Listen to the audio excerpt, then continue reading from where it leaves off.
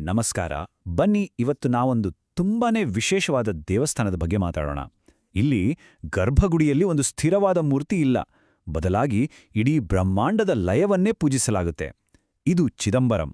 ಶಿವನು ನಟರಾಜನಾಗಿ ಅಂದ್ರೆ ವಿಶ್ವ ನರ್ತಕನಾಗಿ ನೆಲೆಸಿರುವ ಜಾಗ.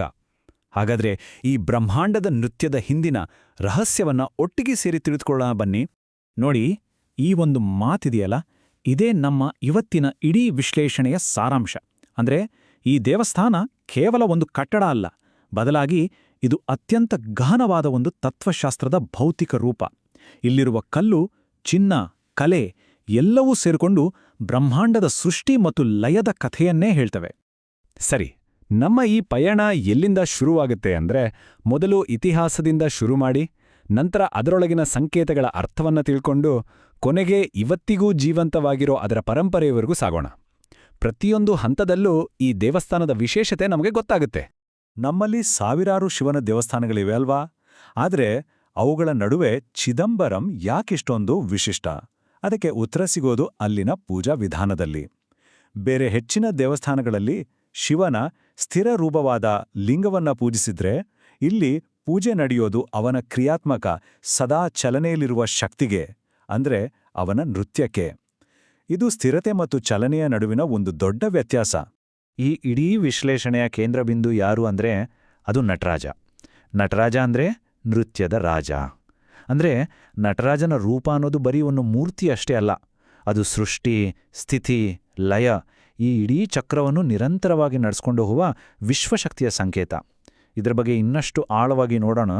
ಸರಿ, ಹಾಗಿದ್ರೆ ಸ್ವಲ್ಪ ಇತಿಹಾಸದ ಕಡೆಗೆ ಹೋಗಿ ಬರೋಣ. ಈ ದೇವಸ್ಥಾನ ಇವತ್ತು ನಾವು ಕಾಣುವ ಈ ಭವ್ಯ ರೂಪಕ್ಕೆ ಬರಲು ಕಾರಣರಾದ ಚೋಳ ರಾಜವಂಶದ ಕೊಡುಗೆ ಏನು ಅಂತ ನೋಡೋಣ. ಅವರ ಭಕ್ತಿಯೇ ಈ ದೇವಸ್ಥಾನದ ಅಡಿಪಾಯ ಅಂದ್ರೂ ತಪ್ಪಾಗಲ್ಲ. ಈ ದೇವಸ್ಥಾನದ ಇತಿಹಾಸ ಸಾವಿರಾರು ವರ್ಷಗಳಷ್ಟು ಹಳೆಯದು. ಆದ್ರೆ ಚೋಳರ ಕಾಲವನ್ನ ಅದರ ಸುವರ್ಣಯುಗ ಅಂತಾನೇ ಹೇಳ್ತಾರೆ. ಅವರು ಈ ದೇವಸ್ಥಾನವನ್ನ ವಿಸ್ತರಿಸಿದ್ದು ಮಾತ್ರವಲ್ಲ, ಅದಕ್ಕೊಂದು ಹೊಸ ಆತ್ಮವನ್ನೇ ಕೊಟ್ರು. ಅಂದ್ರೆ ಚೋಳರು ಮಾಡಿದ್ದು ಬರೀ ಒಂದು ಕಟ್ಟಡ ಕಟ್ಟಿದ್ದಲ್ಲ, ಅದರ ಸುತ್ತಲೂ ಒಂದು ಅದ್ಭುತವಾದ ಸಾಂಸ್ಕೃತಿಕ, ಆಧ್ಯಾತ್ಮಿಕ ವಾತಾವರಣವನ್ನೇ ಸೃಷ್ಟಿಸಿದ್ರು. ಸಂಗೀತ, ನೃತ್ಯ, ತತ್ವಶಾಸ್ತ್ರ ಎಲ್ಲವೂ ಇಲ್ಲಿ ಒಟ್ಟಿಗೆ ಬೆರೆತು ಹೋದವು. ಅವರು ಕೊಟ್ಟ ದಾನ ಧರ್ಮಗಳ ಬಗ್ಗೆ ಇವತ್ತಿಗೂ ಅಲ್ಲಿನ ಶಾಸನಗಳು ಕಥೆ ಹೇಳ್ತವೆ. ಇಲ್ಲಿವರೆಗೆ ಈ ದೇವಸ್ಥಾನ ಏನು, ಅದನ್ನ ಯಾವಾಗ ಕಟ್ಟಿದ್ರು ಅಂತ ನೋಡಿದ್ವಿ. ಆದ್ರೆ ಅಸಲಿ ಪ್ರಶ್ನೆ ಇರೋದು ಯಾಕೆ ಅನ್ನೋದ್ರಲ್ಲಿ. ಈ ದೇವಸ್ಥಾನದ ಹಿಂದಿರುವ ಆಳವಾದ ತತ್ವಶಾಸ್ತ್ರ, ಅದರ ಸಾಂಕೇತಿಕ ಅರ್ಥಗಳನ್ನ ತಿಳ್ಕೊಳ್ಳುವ ಸಮಯವಿದು. ಈ ಪ್ರಶ್ನೆ ಶತಮಾನಗಳಿಂದಲೂ ಭಕ್ತರನ್ನ, ವಿದ್ವಾಂಸರನ್ನ ಕಾಡುತ್ತಲೇ ಇದೆ. ಈ ದೇವಸ್ಥಾನದ ಅತ್ಯಂತ ಗಹನವಾದ, ಅತ್ಯಂತ ರಹಸ್ಯವಾದ ಪರಿಕಲ್ಪನೆಗಳಲ್ಲಿ ಒಂದನ್ನ ಈಗ ನಾವು ನೋಡಲಿದ್ದೇವೆ. ಹಾಗಾದ್ರೆ ಅಷ್ಟಕ್ಕೂ ಏನದು ಚಿದಂಬರ ರಹಸ್ಯ? ಹೌದು, ನೀವು ಕೇಳಿದ್ದು ನಿಜ.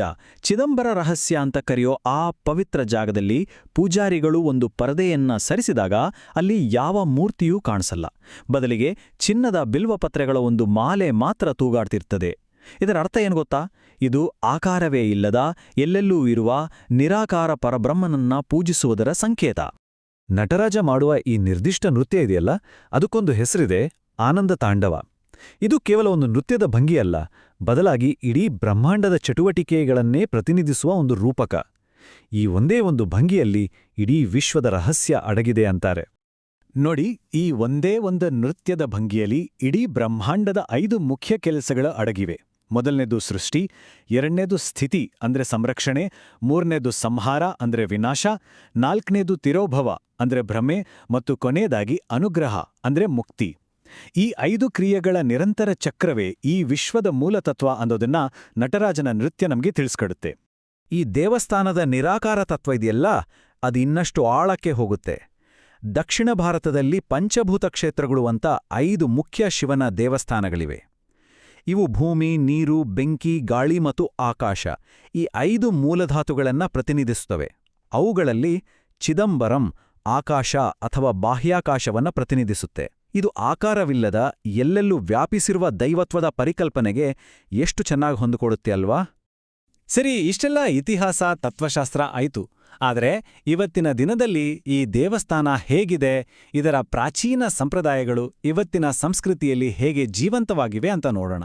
ಯಾಕಂದ್ರೆ ಇದು ಕೇವಲ ಒಂದು ಐತಿಹಾಸಿಕ ಸ್ಮಾರಕ ಅಲ್ಲ, ಇದೊಂದು ಜೀವಂತ ಶಕ್ತಿ ಕೇಂದ್ರ. ಇಲ್ಲಿ ಕಲೆ ಮತ್ತು ವಾಸ್ತುಶಿಲ್ಪ ಎಷ್ಟು ಅದ್ಭುತವಾಗಿ ಒಂದಾಗಿದೆ ಅಂದ್ರೆ ದೇವಸ್ಥಾನದ ಗೋಪುರಗಳ ಗೋಡೆಗಳ ಮೇಲೆ ಭಾರತದ ಪ್ರಸಿದ್ಧ ಶಾಸ್ತ್ರೀಯ ನೃತ್ಯವಾದ ಭರತನಾಟ್ಯದ ಎಲ್ಲಾ 108 ಮೂಲಭಂಗಿಗಳನ್ನ ಅಂದ್ರೆ ಕರಣಗಳನ್ನ ಕೆತ್ತಲಾಗಿದೆ. ಇದು ಈ ದೇವಸ್ಥಾನವನ್ನ ಕೇವಲ ಒಂದು ಪೂಜಾ ಸ್ಥಳವಾಗಿ ಅಲ್ಲ, ಬದಲಾಗಿ ನೃತ್ಯಕಲೆಯ ಒಂದು ಜೀವಂತ ವಿಶ್ವಕೋಶವನ್ನಾಗಿ ಮಾಡಿದೆ. ಇಲ್ಲಿ ನಡೆಯೋ ಹಬ್ಬಗಳು ನೋಡಿದ್ರೆ ಗೊತ್ತಾಗತ್ತೆ ಈ ದೇವಸ್ಥಾನ ಎಷ್ಟು ಜೀವಂತವಾಗಿದೆ ಅಂತ.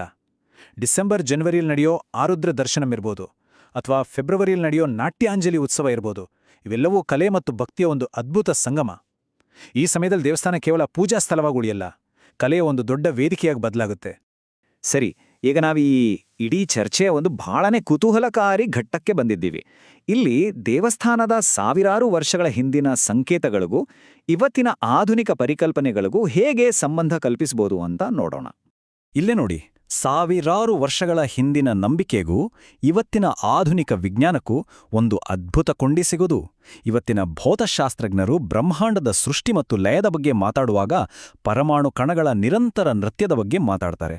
ಸಾವಿರಾರು ವರ್ಷಗಳ ಹಿಂದೆಯೇ ಚಿದಂಬರಂನ ಕಲಾವಿದರು ಅದೇ ವಿಶ್ವಸತ್ಯವನ್ನ ನಟರಾಜನ ರೂಪಕದ ಮೂಲಕ ಹಿಡಿದಿಟ್ಟಿಂದ್ರು ಅನ್ನೋದು ಎಂಥ ವಿಸ್ಮಯಕಾರಿ ಅಲ್ವಾ? ಇದು ಬರೀ ನಂಬಿಕೆಯಲ್ಲ, ವಿಜ್ಞಾನ ಮತ್ತು ಕಲೆಯ ನಡುವಿನ ಒಂದು ಅದ್ಭುತ ಸೇತುವೆ. ಹಾಗಾದರೆ ಕೊನೆಗೆ ನಮಗೆ ಉಳಿಯೋ ಪ್ರಶ್ನೆ ಏನು? ಚಿದಂಬರಂ ದೇವಸ್ಥಾನ ಅನ್ನೋದು ಕೇವಲ ಒಂದು ಧಾರ್ಮಿಕ ಕೇಂದ್ರನಾ, ಅಥವಾ ಅದು ಕಲೆ, ವಿಜ್ಞಾನ ಮತ್ತು ತತ್ವಶಾಸ್ತ್ರದ ಮೂಲಕ ಇಡೀ ಬ್ರಹ್ಮಾಂಡದ ರಹಸ್ಯಗಳನ್ನ ಬಿಚ್ಚಿಡುವ ಒಂದು ಕಾಲಾತೀತ ನಕ್ಷೆನಾ? ಈ ಪ್ರಶ್ನೆ ನಮ್ಮನ್ನ ಆಳವಾದ ಚಿಂತನೆಗೆ ತಳ್ಳುತ್ತೆ ಮತ್ತು ಈ ಸ್ಥಳದ ನಿಜವಾದ ಮಹತ್ವ ಏನು ಅನ್ನೋದನ್ನ ಸಾರಿ ಹೇಳುತ್ತೆ. ಈ ಕುತೂಹಲಕಾರಿ ಪ್ರಶ್ನೆಯೊಂದಿಗೆ ಇಂದಿನ ಈ ವಿಶ್ಲೇಷಣೆಯನ್ನ ಮುಗಿಸೋಣ.